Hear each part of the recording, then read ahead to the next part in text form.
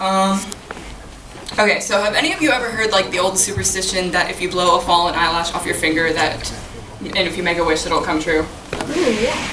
Okay, well I heard that when I was 8, so like most 8-year-olds I believed it was true. And like most 8-year-olds I was greedy and wanted to get as many wishes as I could. So I started pulling my eyelashes out. Hi, I'm Kelcy. I'm 17 years old and I have trichotillomania. Trichotillomania is an impulse control disorder causing the compulsive urge to pull out one's hair, leading to noticeable hair loss, distress, and social or functional impairment. And it literally translates as hair pulling madness. I know that sounds really stupid. Like, if you're going bald, why don't you stop pulling your hair out? Why didn't I think of that? Okay. Well, trichotillomania, or as it's often shortened to trick or TTM, is a really, tricky thing to deal with. There are many components to the disorder. It falls under the category of self-harm because the trickster is inflicting the damage onto themselves. But at the same time, it's a coping method because you don't pull to feel the pain, you pull to distract yourself from whatever's going on around you. Like I said, I started when I was 8, pulling my eyelashes out, and eventually I grew out of the silly superstition, but the pulling habit remained. And I went around for about 7 years with bare eyelids.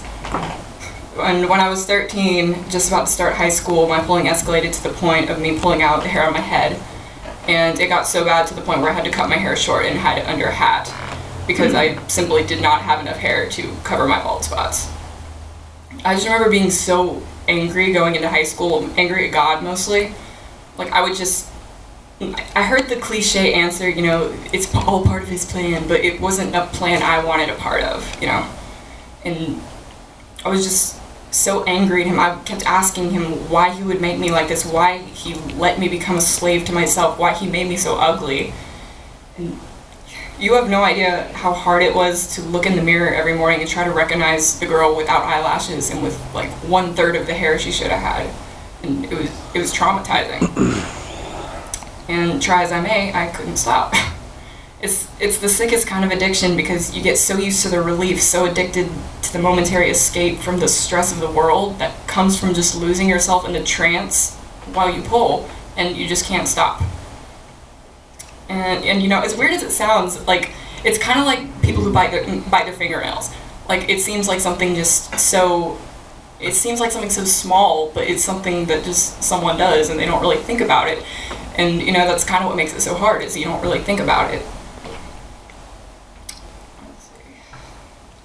Let me put it this way, okay, so imagine if I told you to go a day without blinking.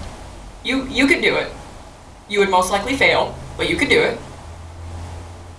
Because blinking, it's a natural thing. Because it would cause such extreme discomfort, and it would take extreme concentration every second of every day, because it seems so unnatural to go without that little thing.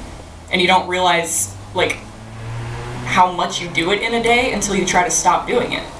And that's kind of what it is for someone who pulls. And so I suffered in silence for about 8 years, not telling literally anyone that I was causing my own hair loss.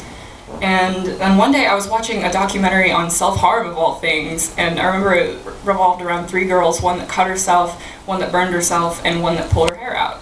And I remember just breaking down into tears right there, because I never in my life heard of anyone else doing what I did, ever. So I watched the girl tell her story, and it was weird because it was like she was telling my secret to the world. Like, she knew detail by detail what I did, and it kind of scared me how much I related to it. And I had never known there was actually like a name for what I did to myself. So after finishing the documentary, I typed in my best guess at how to spell trichotillomania on YouTube, which took a few tries. But I just continued to watch videos, and I was shocked at how many people not only shared my struggle, but were public about it, and who just talked about it. And that very day, I went public with it myself. I went from having no one in the world who knew my secret to just telling anyone who would listen. And I've never felt more free than I did that day, let me tell you. On December 21st this past year, I shaved my head for many reasons. For a fresh start, so that all my hair could grow, back at the same time, at the same length. and for a head start, so I could say, you know, I've gone this many days without pulling, just so I could have a set number. And a lot of people were against my decision. A lot of people were telling me that I shouldn't do it, that it was a bad idea. So it was literally kind of a blind jump into dark water for me, and I have never once regretted it. After I shaved my head, I went about 112 days without pulling a single hair. And I've gotten the chance to speak to so many amazing people who suffer from trick, and I've helped a few come to terms with it themselves, inspiring them to tell their peers, shave their heads for a fresh start, just give them hope.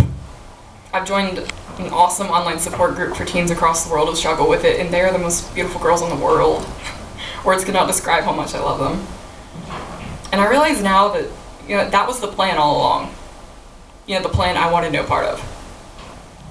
You know, if I would have comforted just one person with my story, it all would have been worth it, all of it. But I've played my part, even if it was small, in helping so many others, and that is mind-blowing to me. And it's this reason that I'm so open about it, because I never know who may be touched. There may be someone else in this room who struggles with this, for all I know. You know, that's just the message I want to send out to those people every day. You're not alone. Whether it's trick or some other addiction or form of self-harm or anything that binds you to yourself, you're not alone. There's always hope, always. This next song is by an artist named Kevin Daniel. He's a phenomenal musician and such a sweet guy. And this song is, I don't know, for the broken girl who thinks she'll never be pretty enough, the hopeless guy who thinks he'll never be free from his internal prison, just to anyone who's been hurt and felt low or helpless or alone. Everyone, this song's for everyone. It's called Brave.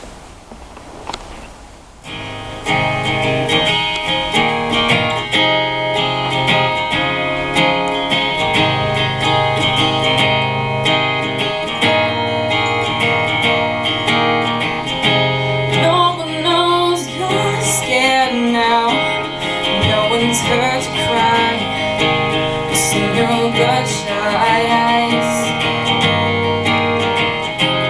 Never felt so helpless, had a broken shield, tragedy concealed.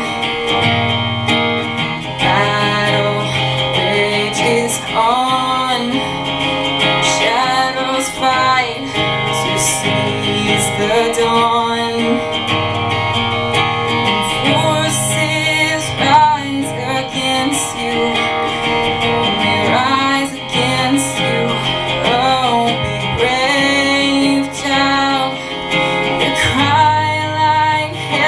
Forgotten, the stars even watched when you were made, child.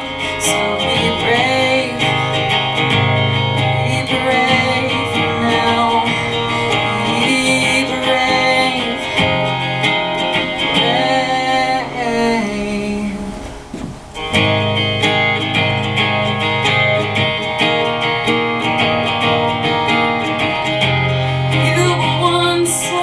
daring, fear is like a gun, silent guardian.